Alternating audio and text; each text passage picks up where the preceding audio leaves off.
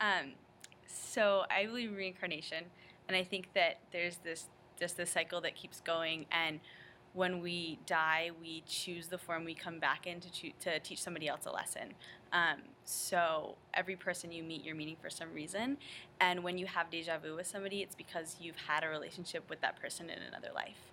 Um, so I believe that it keeps going. The cycle doesn't stop until every person has met every person, but you don't have to come back as a person. And will that ever end? Maybe not. But yeah, I think that we have a deliberate choice in how and who we come back as. I realized I was gay when I was 14, sitting next to my then boyfriend, who had like the biggest crush on me, and I couldn't figure out why I didn't like him, because he was adorable and older and became the school president, and everybody loved him. And I remember looking at this girl, and she just cut off all of her hair. And I remember sitting across from her and looking at her and being like, her haircut looks great. Being like, oh my God, like, no. And then like sitting next to this boy who was in my Spanish class that I was dating, and just this like battle of like, it looks good, but does it look good, or like, does it look good? And just sitting there and just so shocked about that. And I spent maybe the next 3 years fighting that and dating guys, and really feeling like there was something wrong with me. And I kept dating guys through high school. And then one of my best friends, who was just the most feminine, beautiful, no one ever expected it of her, came out. And then I came out to her, and she was the first person. And then it was a process. It was a process to tell my closest friends, some of whom were liberal, some of whom were evangelical Christians. I remember telling myself, I'll tell my mom, who's my best friend, when it gets to a point that, that I'm lying to her, because I'd never lied to her, and I started to. So one night, I was like, I'm just gonna do it. And I prepared myself, and I wasn't gonna cry, because if I cried, it meant I wasn't okay with it. And I called her downstairs, and I was like, Mom, I have something to tell you. And she's like, are you pregnant? I was like, no.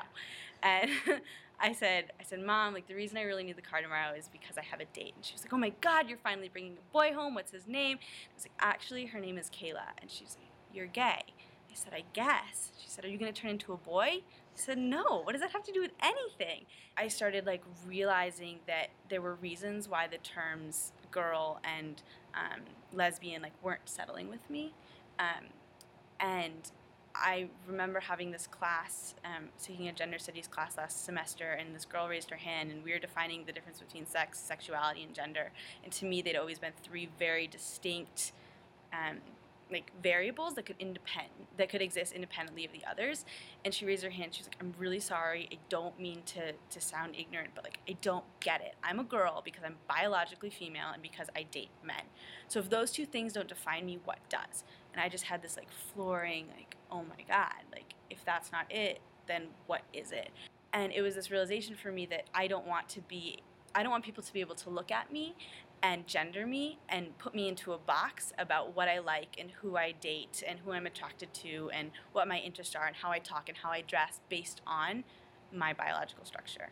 I'm exploring this idea of gender fluidity and of gender queerness, and some days I dress really femininely and some days I dress really masculinely based on what society says.